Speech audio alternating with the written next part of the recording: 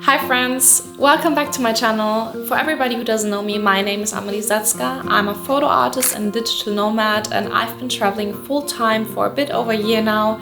And currently I've been in Bali for a month, and honestly it's been like the first time where I kind of feel exhausted about traveling, and I feel a lot of the cons about being a digital nomad right now. So I thought it might be a good opportunity to actually talk about like the pros and cons about this sort of a lifestyle.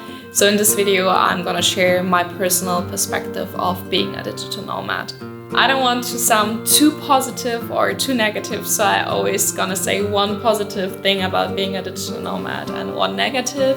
So the first positive thing about being a digital nomad is very obvious. So you're 100% flexible about your location and where you want to live, and you can live in the most beautiful places on this planet Earth, which is amazing. The cons about it is that our bodies, or at least my body, is very often not used to like this sort of bacteria or viruses in like the new places. So here in Bali, I've been sick constantly, and it's been exhausting and annoying, and I had to go to the doctor 3 times, like 2 times a wound on my legs got infected, and it had to be washed out.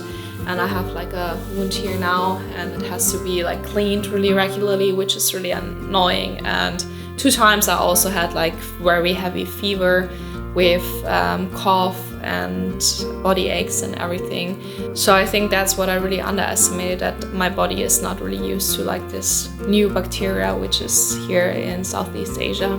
The pro about being a digital nomad is that because you can choose where you want to live, like the location, you can usually also be very flexible about like the accommodation, and it is very often much cheaper than in the hometown. So living here is for me much cheaper than if I would have stayed in Munich.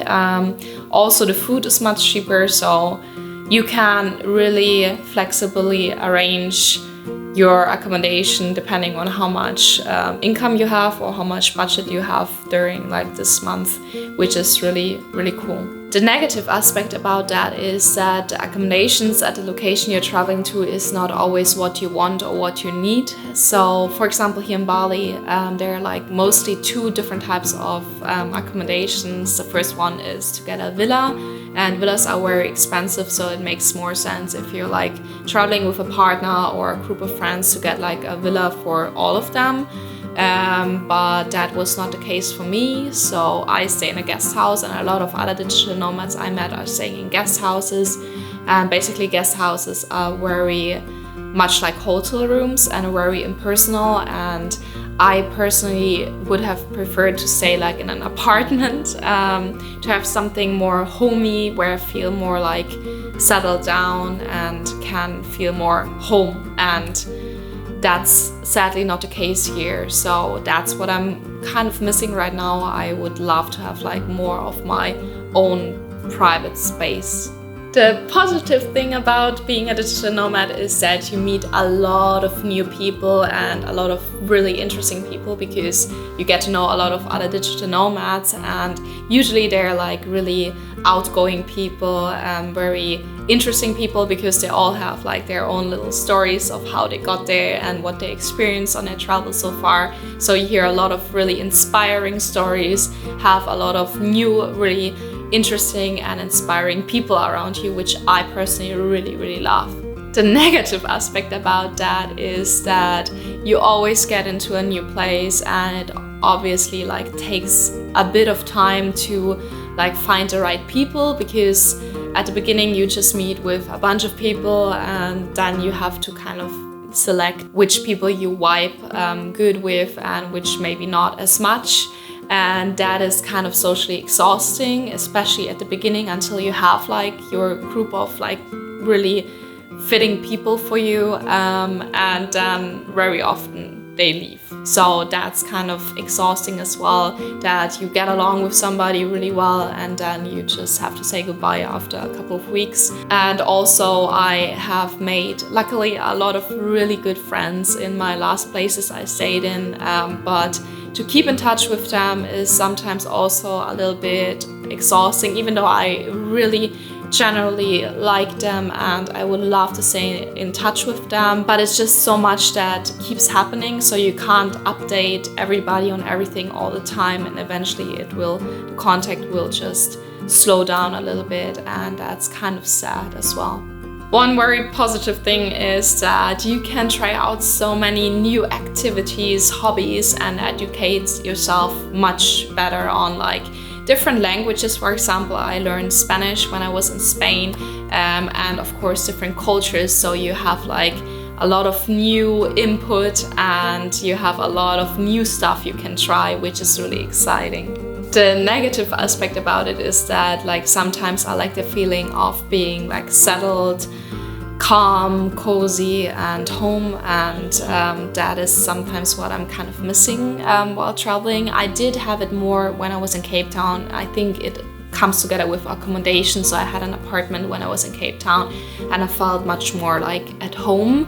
But right now I kind of didn't really feel at home because it's like such a hotel vibe and environment, and it just keeps you on a certain stress level if you never like really calm down, and that's what I sometimes miss, to just feel cozy, warm and home. But on the other hand, you have like a lot of new exciting things that are happening, new activities and new simulations, which really keeps inspiring me as an artist as well, which is really cool.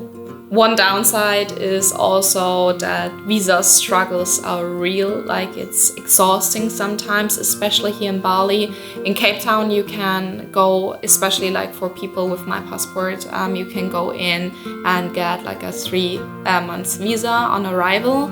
But here in Bali you only get like a 1 month visa on arrival, and then you have to expand and constantly worry about your visa, go for visa runs. It's very expensive, and that's like a constant struggle, which is kind of annoying, I have to say. Like dealing with all sorts of different visas is something I don't enjoy while being a digital nomad. But this also makes you grow, question and challenge yourself in a lot of different ways, and with that comes more self-esteem, more awareness of yourself, and where you have to set your boundaries, and eventually you will get to know yourself so well that you have the feeling you can like reach everything, like everything is possible, which is a really amazing feeling. What I also really miss, especially here in Bali, is to be able to cook like my regular meals, which I like to cook when I was at home, because we, for example, don't have an oven, and a lot of the ingredients I would need for my meals are not really available here in the supermarkets. And I usually did cook like after a day of work and had this in my daily routine, and it really helped me to calm down and just, I don't know, like have a nice and relaxed evening and ending of the day. And here I almost all the time go out for dinner or order dinner, because it's also much cheaper than actually buy it in the supermarket, which is weird. And yeah, I don't really like it. I like to cook, but that's kind of difficult in different cultures, as I said, because like a lot of the ingredients are not really available in the supermarket or very, very expensive. And the last thing, which is like positive and negative, you can see it in both ways, is that you have to minimalize yourself. So I actually like to have less things with me and really to think about what is really necessary and what is not. But then on the other hand, sometimes when you're traveling, you see things that you really like and you would love to buy them, like if it's clothes or like some kind of like interior stuff, which is really nice. But it doesn't, first of all, make sense because I don't have an apartment. And second of all, with clothes, it is I always think about it like 3 or 4 times until I buy like a new t-shirt or whatever, because I have to carry it around and I only have a certain amount of luggage. And that's kind of sad, because at some point you get really sick of your clothes because you wear the same stuff all the fucking time and you just want to have like a new set of jeans or whatever. So that is something I sometimes lack, to have like the possibility to just like have more clothes or more stuff with me. But on the other hand, I think it's really a good challenge to minimalize yourself and just really have the most necessary things with you. So these are the pros and cons about being a digital nomad for me so far. This is what I realized while traveling now for over a year. You can let me know in the comments below if that would be a lifestyle you would be up for living. I know it's not for everybody, but I would say in general for me it has been really amazing, and positive aspects really predominate like the negative ones, but obviously there are negative ones. So thank you so much for watching. I hope it was interesting for you, and I'll see you in the next video. Bye!